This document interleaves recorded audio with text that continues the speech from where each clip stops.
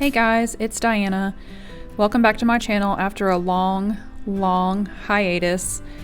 I wanted to share my experience with joining not one, but two community gardens since we moved to the Atlanta area last October. We do have a yard now in the house that we're renting, but the yard is extremely shaded, like full shade in the spring through the fall, which is beautiful in the Georgia heat. However, we don't have any space for gardening. Well, we have space, but no sun. I'm still trying to figure out what's even possible in the shade that we have. So I started researching community gardens, and we live in a suburb of Atlanta, and we're kind of on the edge of two suburbs actually.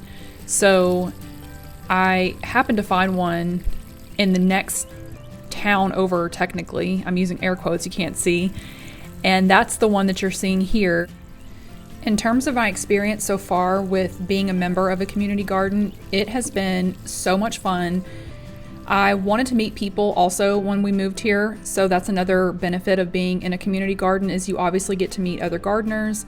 And my experience so far is that there are professionals who work in the garden. Sometimes they are master gardeners from your state college extension office, which that's the case for this particular garden.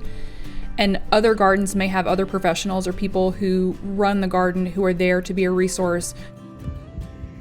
Here's my garden plot. It is 4 by 12, so 48 square feet. Here I have gold potatoes. I planted these at the beginning of March, and it took a whole month for them to sprout. I planted them very deep, 12 inches deep, because I did not want to have to worry about hilling them up. They are determinate tomatoes, which means that they don't need hilling up like indeterminate, where if you've heard of potatoes where you hill them up and they keep producing roots that will produce more potatoes along the stem. That's true for indeterminate tomatoes, but less so for determinate. So I just planted them 12 inches deep and mulched around them, and here they are. It's 12 plants. I did plant them very close together.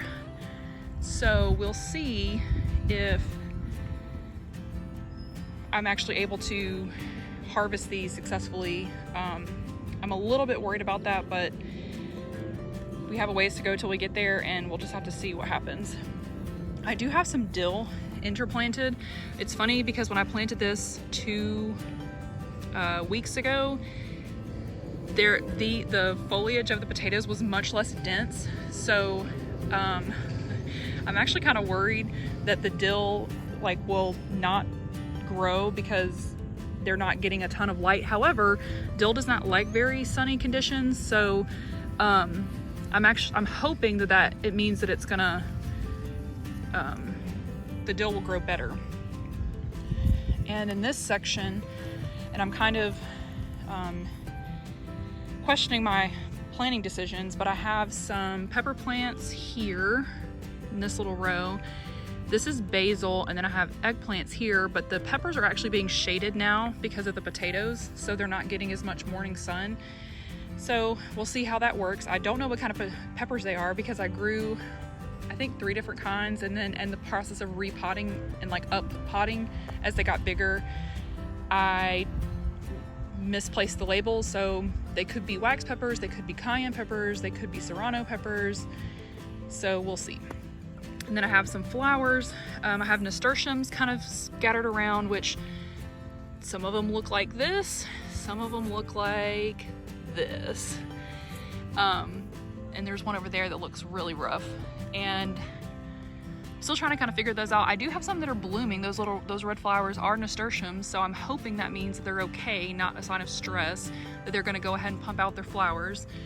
These lacy ones are cosmos, which I grew last year, and I loved them. I love the lacy foliage. I have already gotten a cosmos bloom, and I deadheaded them to hopefully keep them growing. And then I have some zinnias here as well, which is another big favorite of mine.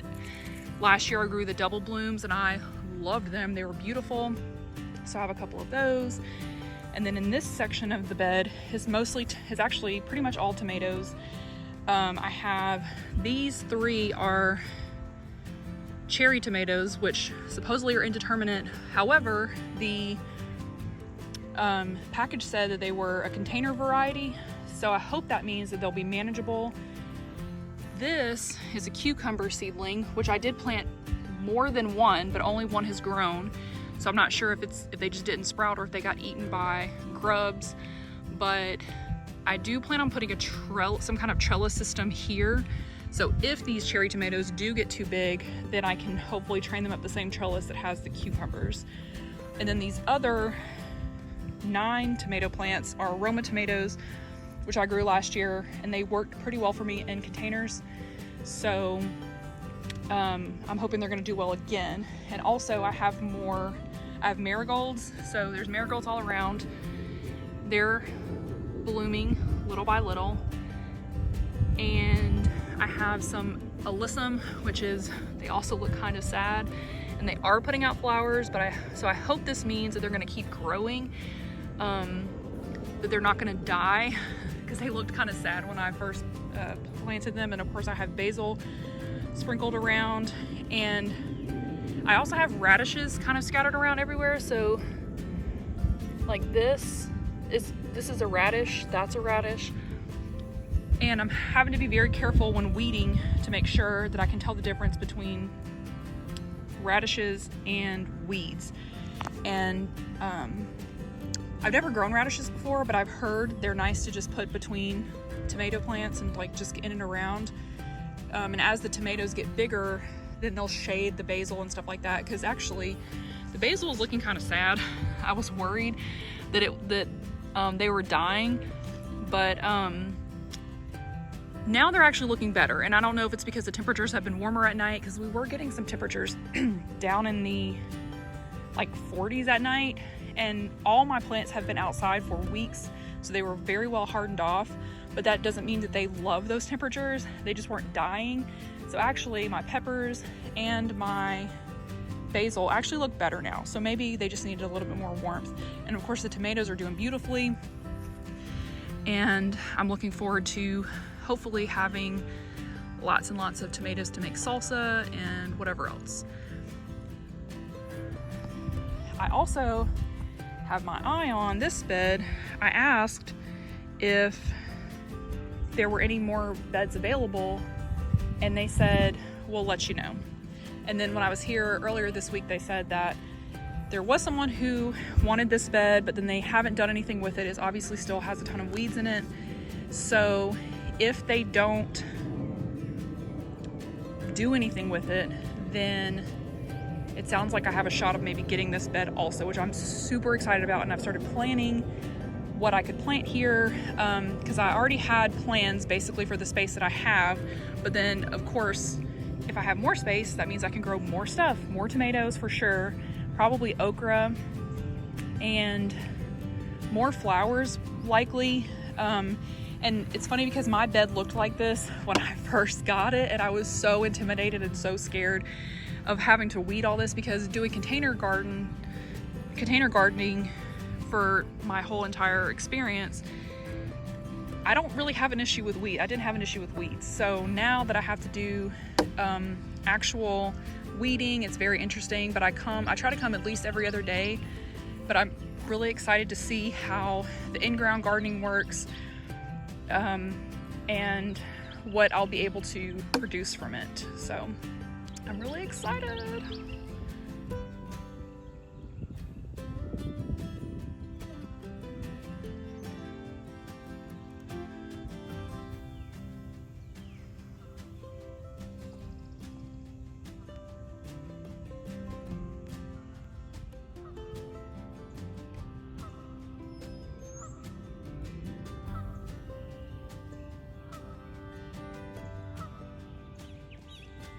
Here's my second plot in the other garden.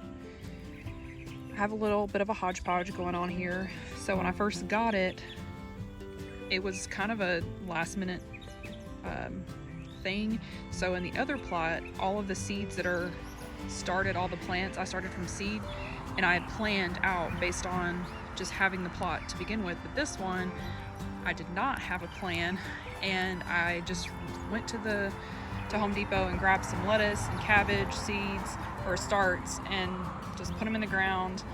And obviously the lettuce is doing pretty well. There's some Swiss chard doing okay. The cabbage is, I'm probably gonna go ahead and pull it out because it's getting too warm for them. They haven't set the heads yet, and we're like, our temps are consistently in the 80s now, and they're starting to get eaten up by cabbage moths, cabbage caterpillars.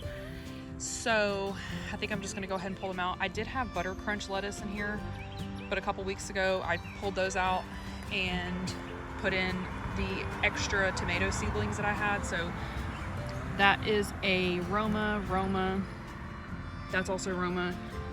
That is cherry tomato, and I think that's a cherry tomato also. But the one thing that's different about this plot, even though this, I don't know if you can really tell, I don't want to show up the whole thing, but this has much lower beds, like lower to the ground, and they have wood chips between all the beds. So like there's weeds aren't growing around the beds, but there's tons of weeds in the bed. This one was already full when I took ownership of it, I guess you could say. So in the other plot, it was really empty. So I filled it with compost and things to help suppress the weeds, and then I added the mulch obviously. But this one, because it's so full already, I didn't have the opportunity to do that. And so the weeds are much worse. And then I'm also getting a lot more pest pressure. So the cabbage moths, I'm not really surprised about. I mean, kind of is what it is. And I didn't plan for the cabbages. So, you know, I could have taken better precautions about protecting them, but I'm also getting a ton of flea beetle damage. So like this buckshot looking holes. And I have flea beetle damage in the other plot also, on the eggplant, but they're leaving the tomatoes alone. So I'm not sure what to do about that. I can use neem oil, which I meant to bring neem oil today, and it's really better to be used in the evening. So I may come back in the evening a couple times and try to spray them. They are still growing, like they are bigger than they were when I saw them last a couple days ago. So hopefully they'll be okay. But I originally wanted this plot to be for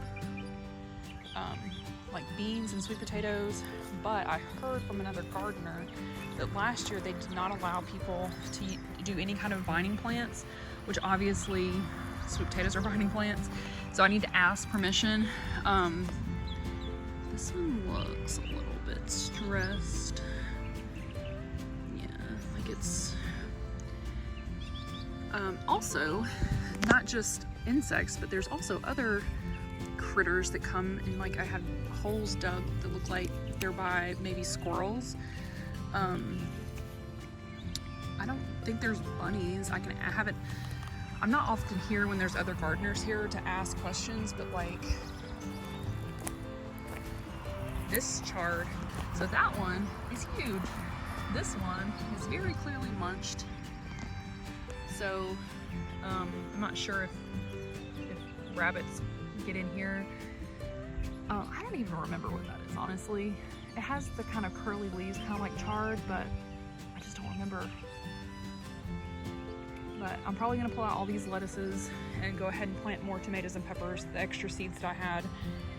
Oh, speaking of flea beetles, I had eggplants here, one right here, and one right here. And they are been absolutely decimated by flea beetles. So, yeah, I'm not really sure how that's gonna go. This bed may just end up being, hopefully not a wash, because I've spent a lot of time on it, but I really wanted this extra space for in the late summer, early fall time when I would do garlic. So garlic and onions, which take a very long time. That's what I really wanted this bed for. So anything else that I get out of it will just be a bonus. But in the meantime, I will try to plant some more stuff and just hopefully see how it goes. I did, so like I said, all the tomatoes and marigolds. I do have some alyssum here too. are things that I started from seed, and I don't have any extras of those. I only have extras of tomatoes and peppers and some zinnias and cosmos, which I'll go ahead and plant those also. But I bought some basil and what else? Oh, marigolds, some extra marigolds to hopefully try to protect the tomatoes that I plant here and the peppers. So let's get started. There are differences between the two gardens. One big one right now is water. So at the very beginning of the video, you saw me carrying jugs of water to fill up my watering can and water the plants. And that's because that particular garden is having issues with water lines. It took a while to get the water turned on at the beginning of the spring, and now there's been a water main break. So I bring gallons of water every time I go to the garden just in case the water hoses aren't working. This particular garden has a water hose right smack in the middle with lots of watering cans, so sometimes I don't even bring my own watering can. The other differences are in just how they're set up and the kinds of plants that are allowed to grow. And I think I'll mention this at some point in the other parts of the video, but I may not be able to grow vining plants in this particular garden. But overall, these bins that I'm using to carry things back and forth, so I brought my seedlings in the bins, I'm harvesting lettuce and putting them in the bins. They have been extremely helpful with schlepping my supplies back and forth from home to the gardens, so that when I need to go to both gardens or one or the other, I have all the supplies I need in one place and it's easy to carry around. Something else to consider is pesticide usage. Both gardens that I'm a member of are organic, so they don't allow the use of synthetic fertilizers or pesticides, and that's going to be really important in the next minute.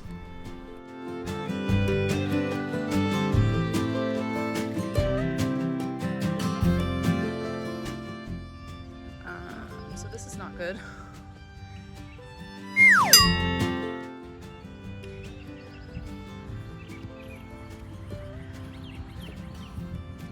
Okay, so fortunately, someone who works at the community garden was here when I had my little ant surprise, and they're gonna go get some diatomaceous earth to put in that spot. So I've put a little flag in the area in case I'm not here when they come back. I have diatomaceous earth at home, so in the future I'll know I need to bring that with me. But in the meantime, I will just avoid that spot, and I have harvested all of the lettuce, all of the romaine lettuce, and I took out the cabbages. I think I'm just going to compost those, and I'm going to use the space where the cabbage was to do the tomatoes and peppers that I have, just because now I'll have more space on this side. So I just need to finish weeding and continue on with planting. I'm basically only able to manage having two gardens because each of them are 10 minutes from my house in opposite directions. The first garden, which is kind of my main garden, it is between my house and the gym. So I go to the gym in the morning and then I will stop and check on the garden on the way home. I can also stop at this one on the way home from the gym. So I've kind of come up with this system of every other day checking on each one. So Monday, garden A, Tuesday, garden B, and watering them as needed, and just overall checking for pests and things like that. I anticipate this might get a little bit more in depth as the season progresses, especially as they start producing, because I want to make sure I'm there to harvest things so they don't get eaten by critters, especially in this particular garden where I'm already getting things eaten. And overall, I just want to be able to meet other people as well. The more you go, the more you can meet people. And the other thing about being in a community garden is that many of them have requirements on volunteering. So you have to volunteer a certain number of hours per year, and each garden has a different calendar. So my first garden, it runs from May through February. This garden goes from January to December, and that's how they determine the volunteer hours, and that's how they do their fees also. So that's another thing about community gardens, is that it does cost to be a part of them. and both of them were different. One was 40, one was 50. I can't remember which was which, but if I were to get that second plot at the other garden, then I would have to pay an additional $50 to have that plot, and that's how they help sustain themselves and make sure they have supplies. And the other cool thing about community gardens is that they have food pantry gardens. So one of the ways you can volunteer in the community garden is by working in the food pantry to help maintain the plants that are then donated. The harvests are donated to different organizations that obviously help feed people. So that's a really cool way that you can get involved with your community, meet people, and then also be part of it. I believe both gardens, I know this one for sure, has an opportunity to donate excess harvest. So if I were to get just an excessive amount of tomatoes, for example, then I could donate them to the food pantry and they would go to someone that is in need of that food. So I think it's just a really cool way overall to be a part of the local community.